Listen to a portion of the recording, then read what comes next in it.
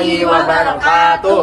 Perkenalkan, kami dari kelompok 2 ingin menampilkan drama sejarah yang berjudul Peristiwa Rengas Dengklok. Saya Amanda Bella Putri. Saya Febi Harda Jendira. Saya Misawati. Saya Buja Astuti. Saya Nerina Marsaulia. Saya Safai Rosalina. Dan saya Muhammad Rafli Zaini. Selamat menyaksikan.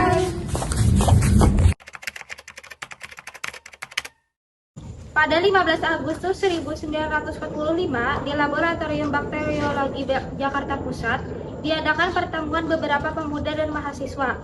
Pemimpin pertemuan tersebut adalah Sukarni dan Khairul Saleh.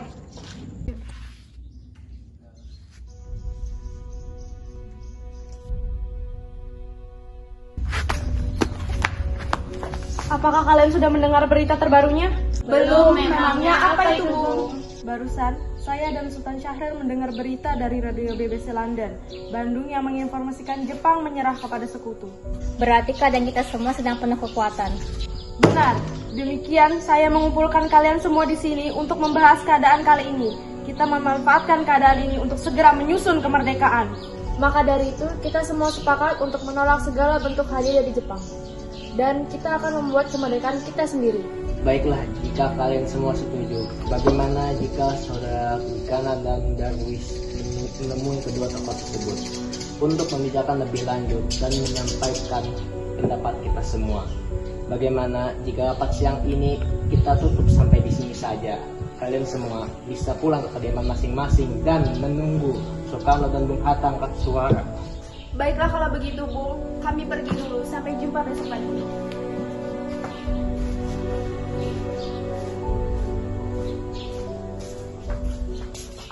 Wikana dan Darwis tiba di kediaman Soekarno di Jalan Penggasan Timur, nomor 56, Jakarta, sekitar pukul 21 WIB.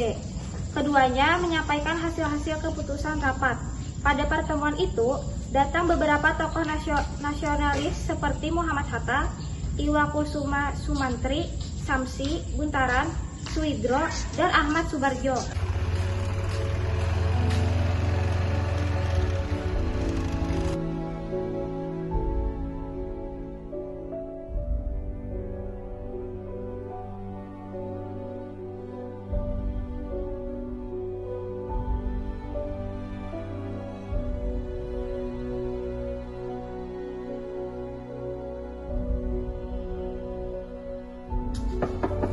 Assalamualaikum.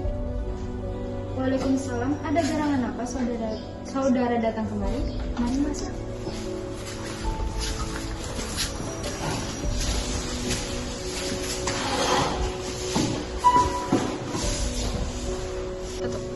Begini, Bung. Tadi saudara Khairul Saleh dan Sukarni mendengar berita bahwa Jepang menyerah kepada. Maka dari itu, tadi siang kami dari golongan para pemuda rapat dan menghasilkan bahwa kami sepakat dan setuju agar Bung Soekarno dan Bung Hatta segera menyusun kemerdekaan Indonesia. Apa yang dikatakan oleh saudara Darwis itu benar, namun sebaiknya hal tersebut harus direncanakan dan diputuskan dahulu oleh PPKI. Namun sebaiknya Bung Hatta dan Bung Karno harus memutuskan hubungan apapun yang berkaitan dengan Jepang. Sebab kemerdekaan adalah hak kita, Bung, bukan hak Jepang. Maka dari itu, kami kemari dengan mendesak agar proklamasi kemerdekaan dinyatakan langsung esok hari, tepat pada tanggal 16 Agustus tahun 1945. Baiklah, untuk sementara itu saudara Darwis dan Wikana silakan pulang ke rumah masing-masing. Saya akan mengunduhkan kembali dengan ini. Baiklah kalau begitu, assalamualaikum.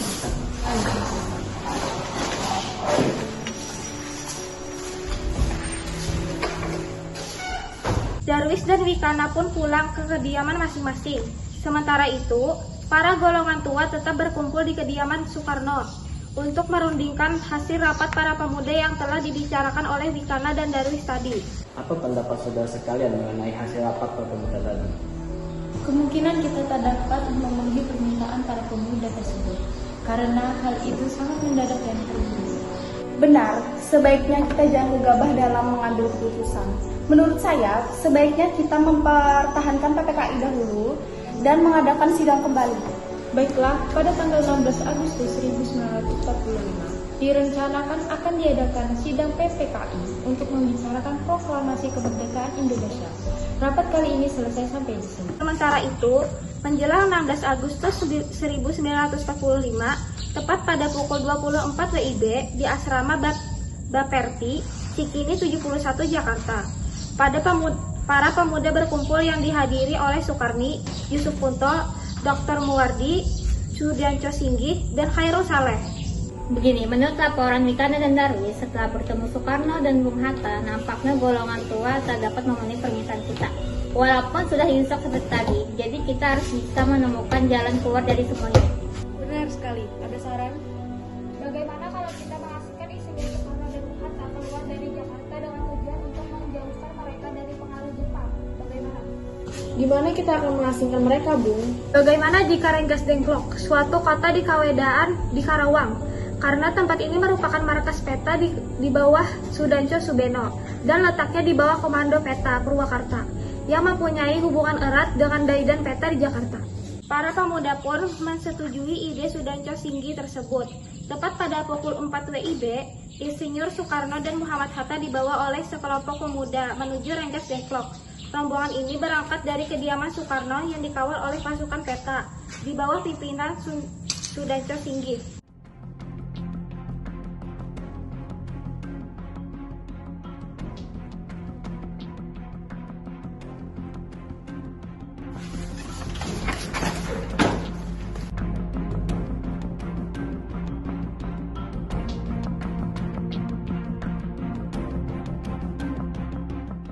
Rombongan Insinyur Soekarno dan Muhammad Hatta tiba di Rengas Dengklok dengan selamat. Pada pagi tanggal 16 Agustus 1945, Soekarno-Hatta berada sehari penuh di Rengas Dengklok.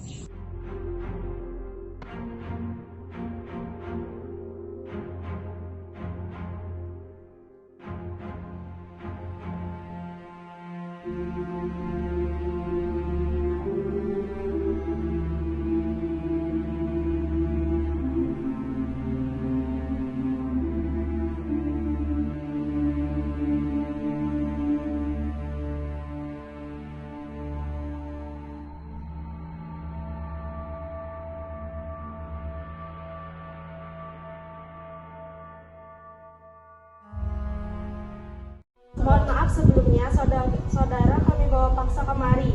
Kami tidak bisa menunggu kemerdekaan Indonesia lebih lama lagi. Mohon pertimbangkan. Sabar dulu, saudara. Kami tahu para pemuda sudah tidak sabar, namun semua butuh waktu. Benar sekali. Kami akan mengusahakan semuanya dan secepatnya. Saudara tidak usah khawatir dengan semuanya.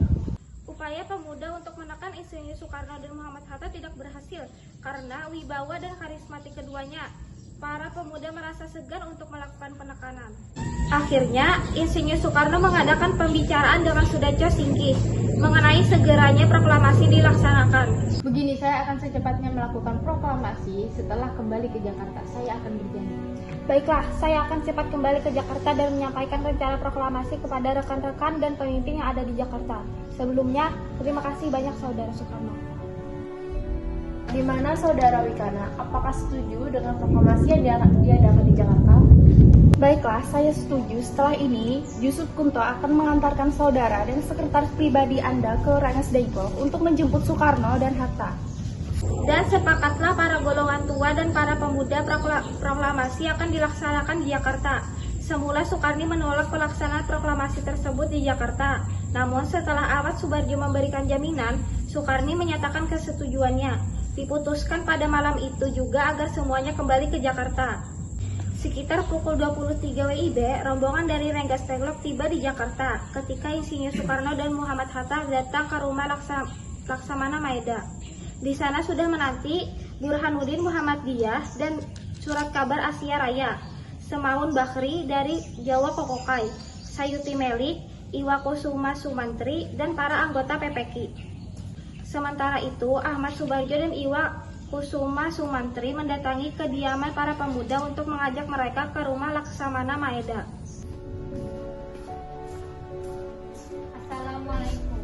Waalaikumsalam. Ada apa saudara? Kami datang kemari untuk mengajak saudara sekalian ke rumah Laksamana Maeda yang di sana sudah datang Insinyur Soekarno Hatta dan anggota-anggota PPKI lainnya. Mohon datang. Tidak, kami tidak akan ke sana. Bukankah tidak ada perjanjian untuk ke kediaman Laksamana Maeda? Bukan begitu, Saudara Wikana. Hal ini dilakukan untuk mencegah gangguan dan halangan ke partai Jepang. Jadi kami mohon dengan sangat kalian datang dan ikut berunding, minimal wakil dari kalian saja. Kemudian, para pemuda sepakat bahwa yang akan datang hanyalah Khairul Saleh dan Soekarni sebagai wakil para pemuda. Sedangkan anggota PPKI banyak yang hadir dalam perumusan teks proklamasi di rumah Laksamana Maeda tersebut. Terima kasih telah menyaksikan video drama dari kami. Indonesia tanah air beta pusaka abadi nan jaya. Indonesia sejak dulu kala tetap dipuja-puja bangsa.